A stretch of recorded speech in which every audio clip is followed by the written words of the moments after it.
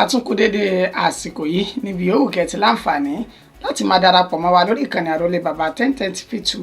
níbi tá a ti mú ìròyìn wá lájà balẹ̀ pẹ̀lú bí nǹkan bá ṣe ń lọ lórílẹ̀‐èdè nàìjíríà lókè òkun káàkiri orílẹ̀‐èdè àgbáláyé. ojú tẹ́ fi ń wò wá ojú náà ò ní fọ́, etí tẹ́ fi ń gbọ́ wá etí náà kò ní di láṣẹ lọ́wọ́ Elédùmarè. ìròyìn fún ti àkókò yìí òun náà látún ní ká mú wá sí ti ìgbọ̀nyín. ẹgbẹ́ àwọn kókó tí ń bẹ nínú ẹ̀ ṣáájú ká tó máa lọ. àfàìmọ̀ kí epo bẹntiró lórílẹ̀‐èdè nàìjíríà kí jálá kan rẹ̀ má di ẹgbẹ̀rún 2 náírà ni o, pẹ̀lú bí àjọ NNPC ilẹ̀ yìí bí wọ́n tún ṣe kéde iye tí jálá epo kan ní epo bẹntiró tó tún dà báyìí nípínlẹ̀ èkó àti lólùlù ilẹ̀ yìí ti ń ṣe àbújá. ọwọ́ ikọ̀ àmọ̀tẹ́kùn ìpínlẹ̀ èkìtì ti tẹ àwọn ọmọdé 3 kan tí wọ́n yan iṣẹ́ olè jíjà láàyò ní ìpínlẹ̀ ọ̀hún. bákan náà ni ọwọ́ àjọ EFCC ti tẹ àwọn ọmọ yahoo tí kò dín ní 13 ní ìpínlẹ̀ Akwa Ibom. ilé-ẹjọ́ májísírèètì ti ju tẹ̀gbọ́n-tàbúrò kan sọ́gbà ẹ̀wọ̀n ṣáájú kí ìgbẹ́jọ́ wọn kó tó tẹ̀síwájú lórí ẹ̀sùn pé wọ́n lu oníṣòwò kan lálùdákú nítorí owó tí kò ju 300 naira lọ ní ìpínlẹ̀ Kaduna. ẹ gbọ́ ẹ̀kúnrẹ́rẹ́ ìròyìn náà báyìí. àfàìmọ̀ kí jálá epo bẹntiró kan lórílẹ̀‐èdè nàìjíríà kó má padà di ẹgbẹ̀rún 2 náírà ní bí a ṣe wò yìí, pẹ̀lú bí àjọ NNPC ti ilẹ̀ yìí bí wọ́n ti ṣe ìkéde iye jálá epo bẹntiró kan báyìí lẹ́kọ̀ọ́ àti ní àbújá. láìpẹ́ yìí ni àjọ NNPC èyí Nigeria National Petroleum Company Limited ni wọ́n ṣe ìkéde iye tí jálá epo bẹntiró kan iye tó tún dà, pẹ̀lú bí àwọn ọmọ orílẹ̀-èdè nàìjíríà bí wọ́n ṣe ń pariwo ọ̀wọ́n gógó oúnjẹ àti ètò ọrọ̀ ajé tó ṣe bẹ́ẹ̀ tó dẹnu kodò. bẹ́ẹ̀ náà ni àjọ NNPC sọ wípé bó ṣe kàn yín náà ló kà wọ́n náà, èyí ló sì jẹ́ kí wọ́n tún yín iye tí jálá epo bẹntiró kan èyí tó jẹ tẹ́lẹ̀ ni wọ́n ti ṣe bẹ́ẹ̀ tí wọ́n tún ti yín náà rẹ̀ sókè sí i. tẹ́ ẹ̀ bá gbàgbé nínú oṣù kẹsàn-án èyí tí a lò tán yìí ó ní àjọ NNPC náà ni wọ́n yín jálá epo bẹntiró kan láti iye tó jẹ́ 615 naira tẹ́lẹ̀ tí wọ́n sì yín sí 897 naira. àmọ́ báyìí níṣe ni wọ́n tó ti gbọ́nwọ́ rẹ̀ sáwò sí i pẹ̀lú wọ́n ṣe gbé láti 897 naira náà tí iye jálá epo bẹntiró kan tó sì ti di 1030 naira báyìí lólùlù ilẹ̀ yìí ti ń ṣe àbújá ní ìpínlẹ̀ èkó. níṣe ni ó ti di 998 naira báyìí. àmọ́ ṣá níṣe ni gbogbo ọmọ orílẹ̀-èdè nàìjíríà ó ní wọ́n ti kọminú báyìí tí wọ́n sì ti ń kọ̀rọ̀ ojú sí ìgbésẹ̀ yìí, pẹ̀lú bí arákùnrin kan tó jẹ́ awakọ̀ taxi tó pe orúkọ ara rẹ̀ ní Usman Abba lólùlù ilẹ̀ yìí ti ń ṣe àbújá lásìkò tí ó tò láti rí epo nílé epo. ó fi ẹ̀dùn ọkàn rẹ̀ hàn, ó ní wọ́n ti tò sílé epo yìí yóò ti fẹ́ẹ̀ tó wákàtí kan gbáko tóun ò tiẹ̀ wá mọ̀ wípé níṣe ni wọ́n tó ti ṣe àfikún iye tí jálá epo bẹntiró kan iye tó dà báyìí. ó ní bẹ́ẹ̀ a sì ní ìjọba lórílẹ̀‐èdè nàìjíríà tí ìjọba wa kò sì kọ́ tí wọn ò kọ ojú re tí wọn ò fi wò wá tó sì ṣe bẹ́ẹ̀ tán kọ́ ti ọ̀gbọ́n yìí sí igbe tí mẹ̀kúnnù ń ké. bákan náà ni àwọn tó jẹ́ òṣìṣẹ́ ọlọ́kadà ní àsìkò tí wọ́n rí epo yìí ní gbogbo wọn fi ẹ̀dùn ọkàn wọn hàn tí wọ́n sì kọ̀rọ̀jú sí ìgbésẹ̀ tí àjọ NNPC gbé yìí. wọ́n sọ ọ̀rọ̀ náà di mímọ̀ wípé bẹ́ẹ̀ ààrẹ Bọ́lá Ahmed Tinubu ó fi ọwọ́ lẹ́ran ó sì ń dá orin kò kàn mí ní àárín àjọ NNPC àti iléeṣẹ́ ìfọpo ti Dangote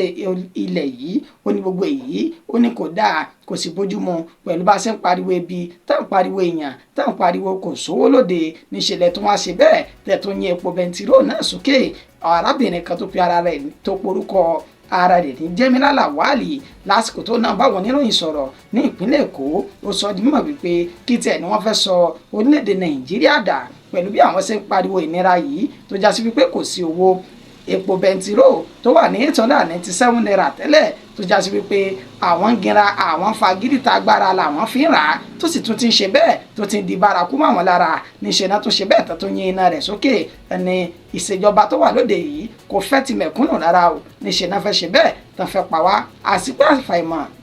àti pé àfàìmọ̀ ó ní kí epo bẹntiró yún ní jálá kan rẹ̀ kó má padà di ẹgbẹ̀rún méjì náírà 2000 naira tá a bá ṣe bẹ́ẹ̀ ta káwọ́ lẹ́ran tá a sọ nǹkan kan lórí ọ̀rọ̀ tó wà ńlẹ̀ yìí.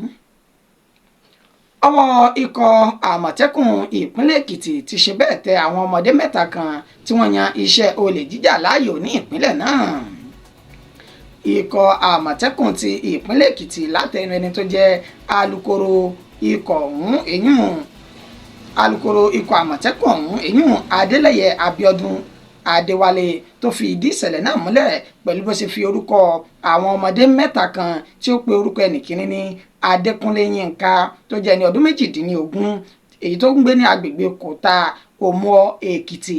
àti babatunde jáfẹ́ẹ̀tì tó ń jẹ́ ẹni ọdún 17 tó fi mọ́ sunday taiwo ẹni ọdún 16 tó já sí wípé àwọn mẹ́tẹ̀ẹ̀ta yìí ó ní wọ́n ká wọn mọ́ lásìkò tí wọ́n lọ rè fọ́ ilé ìtajà ọmọ Ìgbò kan nínú èyí tí wọ́n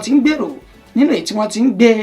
ọjà rẹ̀ olówó iyebíye tí wọ́n ti ń tú sá lọ kó tó di wípé ikọ̀ àmọ̀tẹ́kùn ni wọ́n wá ṣe bẹ́ẹ̀ tí wọ́n ká wọn mọ́ ibi tí wọ́n ti ń wu ìwà burúkú yìí. alukoro ikọ̀ àmọ̀tẹ́kùn ọ̀hún ni àwọn gba gbogbo nǹkan tí wọ́n jí ní ọwọ́ wọn, bẹ́ẹ̀ náà ni àwọn sì ti kó àwọn mẹ́tẹ̀ẹ̀ta àti ohun tí wọ́n jí náà lé àwọn agbófinró ìpínlẹ̀ èkìtì lọ́wọ́ láti ṣe ìwádìí wọn tí wọ́n sì mọ ibi tí wọ́n yóò bá orí ọ̀rọ̀ wọn tí wọ́n yóò bá já. ọwọ́ àjọ EFCC ti ṣe bẹ́ẹ̀ tẹ àwọn ọmọ yahoo èyí tí kò dín ní 13 ní ìpínlẹ̀ Akwa Ibom. àjọ tó ń rí sí ṣíṣe owó ìlú báṣubàṣu àti jíjẹ owó ìlú ní ìjẹkújẹ èyún the Economic Financial Crimes Commission EFCC ò ní ẹ̀ka ti ìpínlẹ̀ Akwa Ibom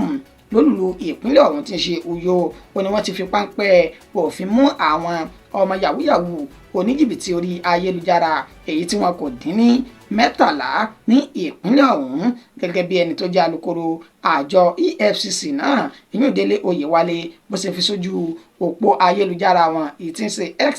tá a mọ̀ sí Twitter tẹ́lẹ̀tẹ́lẹ̀ rí níbẹ̀ ló ti sọ di mímọ̀ wípé ní ọjọ́ 7 inú oṣù tá a wà yìí ó ní ọwọ́ ba àwọn ọmọ yahoo oníjìbìtì ayélujára náà ní agbègbè tí wọ́n pè ní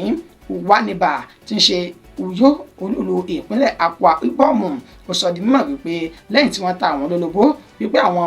oníjìbìtì orí ayélujára náà ó ní wọ́n ti kún inú ilé náà bìbà níṣẹ́ ni àwọn gbé ìgbésẹ̀ akin táwọn sì ṣe ìkọlù sí àwọn ènìyàn yìí nínú ètò ti sọ di mímọ̀ wípé ọkọ̀ ayọ́kẹ́lẹ́ tí ń jẹ́ Lexus méjì ọ̀tọ̀ọ̀tọ̀ ó ní àwọn gbà lọ́wọ́ wọn Corolla àwọn bá ń bẹ̀ tó fi mọ́ Toyota Corolla míì àwọn tó ṣe bẹ́ẹ̀ tí àwọn bá ń bẹ̀ ogunlọ́gọ̀ ni àwọn tẹlifóònù tí wọ́n sọ wípé wọ́n ká mọ́ àwọn oníṣẹ́ láabi yìí lọ́wọ́ nínú èyí tí wọ́n tún ti sọ di mímọ̀ wípé wọ́n gba lápútọ́ọ̀pù èyí tí kò dín ní 6 ní ọwọ́ wọn. gbogbo àwọn ènìyàn yìí ni wọ́n ti wà ní àtìmọ́lé gbàgà àjọ EFCC náà nínú èyí tí wọ́n ti sọ di mímọ̀ wípé lẹ́yìn tí ìwádìí àwọn bá ti fojú wọn tán àwọn yóò kọjú wọn sí ilé ẹjọ́. ilé ẹjọ́ májísírèètì ó ti ṣe bẹ́ẹ̀ ju tẹ̀gbọ́n-tàbúrò kan sọ́gbà ẹ̀wọ̀n lórí ẹ̀sùn pé wọ́n lu oníṣòwò kan lálùdákú nítorí owó tí kò dín ní 300 naira ní ìpínlẹ̀ Kaduna. tẹ̀gbọ́n-tàbúrò lóbìnrin kan rèé tí wọ́n ti ń ṣẹ́jú pẹ́pẹ́ ní iwájú ilé ẹjọ́ májísírèètì ti ìpínlẹ̀ Kaduna náà èyí tí wọ́n pe orúkọ wọn ní Rebecca Simon àti Tina Simon. ilé ẹjọ́ májísírèètì ti ìpínlẹ̀ Kaduna èyí tó wà ní ìpínlẹ̀ ọ̀hún ó ní wọ́n fi ẹ̀sùn kan àwọn méjèèjì yìí lórí bí ẹni tí ó jẹ́ agbèfọ́ba ìyún Chidi Leo bó ṣe fi ìdí ìṣẹ̀lẹ̀ ọ̀hún múlẹ̀. ó sọ dímọ̀ wípé àwọn tẹ̀gbọ́n-tàbúrò lóbìnrin yìí ó ní wọ́n gbé ní agbègbè Ugwanyewa ní tòsí Ugwanyewa television area ìyún ní Kaduna. ibẹ̀ ni wọ́n ti ṣe bẹ́ẹ̀ tí wọ́n ti lọ rè ra búrẹ́dì kan lọ́wọ́ oníbàárà èyí tí wọ́n pe iye búrẹ́dì náà ní 1500 naira nígbà tí ó sì tó àsìkò tó yẹ kí wọ́n gba ni wọ́n ra búrẹ́dì 1500 naira ṣùgbọ́n níṣẹ́ ni wọ́n kó owó tí níṣẹ́ ni wọ́n kó 1000 wọ́n ra búrẹ́dì 1200 naira wọ́n sì kó owó tó jẹ́ 1500 naira fún oníbúrẹ́dì náà tí wọ́n fẹ́ gba ṣéǹjì èyí tí ó jẹ́ 300 naira. lásìkò yìí ni wọ́n sọ wípé ẹni tó ń ta ọjà náà ó ní wọ́n pe orúkọ rẹ̀ ní ẹni tó ń ta ọjà náà ó ní ó sọ fún wọn pé kò sí chẹ́ǹjì, ẹ dákun ẹ bá mi gbìyànjú kẹ ẹ bá mi wá chẹ́ǹjì náà ṣẹ́. èyí ló sì bí èdè àìyedè láàrin àwọn méjèèjì nínú èyí tí wọ́n ti lu oníbúrẹ́dì náà ní ìlùkulù títí tí ó fi dákú, tí ẹni tọ́rọ̀ kàn náà Felicia Samson tó sì ṣe bẹ́ẹ̀ pé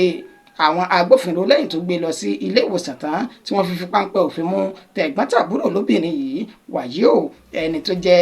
adájọ́ ilé-ẹjọ́ májísírèètì náà ìyún Ibrahim Emmanuel ó ní ó ń fi ààyè bẹ́ẹ̀lì wọn sílẹ̀ fún ẹgbẹ̀rún lọ́nà ọgọ́rùn-ún náírà. wọ́n sì sún ìgbẹ́jọ́ wọn títí di ọjọ́ 7 inú oṣù kọkànlá ọdún tá a wà yìí. ìròyìn wa kò jù báyìí lọ fún ti àsìkò yìí. ẹni tó ṣe àkójọpọ̀ rẹ̀ tó tún kà sí ti gbọ́yìn òun náà ni Àyànfẹ́ Elédùmarè. ǹjẹ́ ká tó lọ ẹgbẹ́ àwọn kókó tá a ṣe bẹ́ẹ̀ tá a mẹ́nubà. àfàìmọ̀ ò ní kí epo bẹntiró jálá kan kó mọ̀ di ẹgbẹ̀rún 2 náírà ní orílẹ̀-èdè Nàìjíríà pẹ̀lú bí àjọ NNPC bí ó tún ṣe bẹ́ẹ̀ ṣe ìkéde iye tí jálá epo bẹntiró kan tó tún dà báyìí. ọwọ́ ikọ̀ àmọ̀tẹ́kùn ìpínlẹ̀ Èkìtì la sọ di mọ̀ pé ó ti tẹ àwọn ọmọdé 3 kan tí wọ́n yan iṣẹ́ olè jíjà láàyò ní ìpínlẹ̀ ọ̀hún. bákan náà la ní ọwọ́ àjọ EFCC ti tẹ àwọn ọmọ yahoo èyí tí kò dín ní 13 ní ìpínlẹ̀ Akwa Ibom. ilé-ẹjọ́ májísírèètì ló ṣe bẹ́ẹ̀ tó ju tẹ̀gbọ́n-tàbúrò kan sọ́gbà ẹ̀wọ̀n lórí ẹ̀sùn pé wọ́n lu oníṣòwò kan nílùkulù títí tí ó fi dákú nítorí owó tí kò dín ní 300 náírà náà. títí di ìgbà tá a tún máa padà mú ìròyìn míì wá fún wa àtẹ̀mí àtẹ̀yìn ànígbùrù àbúrú síra wa àkùṣẹ́ látàárọ̀.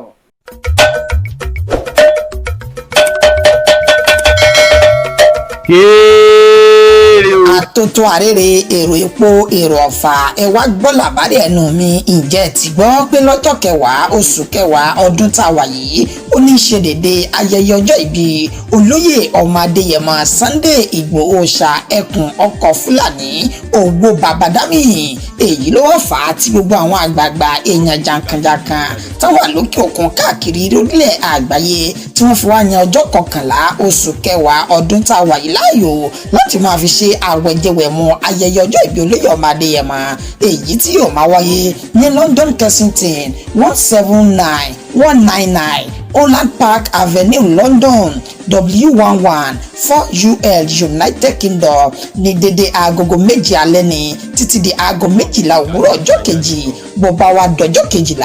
oṣù 10 ìwọ́de tó lámìlaka ìyún tí ó tún máa wáyé ní London náà èyí tí Ọláyọmí Kóìkì tí ó máa ṣagbátẹrù rẹ̀. bẹ́ẹ̀ ni ọkọ̀ ti wà ńlẹ̀ fún àwọn àgbàlagbà àti abarapá gbogbo èyí tí ó máa gbé wọn láti fi ṣe ìwọ́de náà. ẹ má gbàgbé ẹ jẹ́ ká fi sọ́kàn olùkéde àrólé bàbá 1010 TV wà.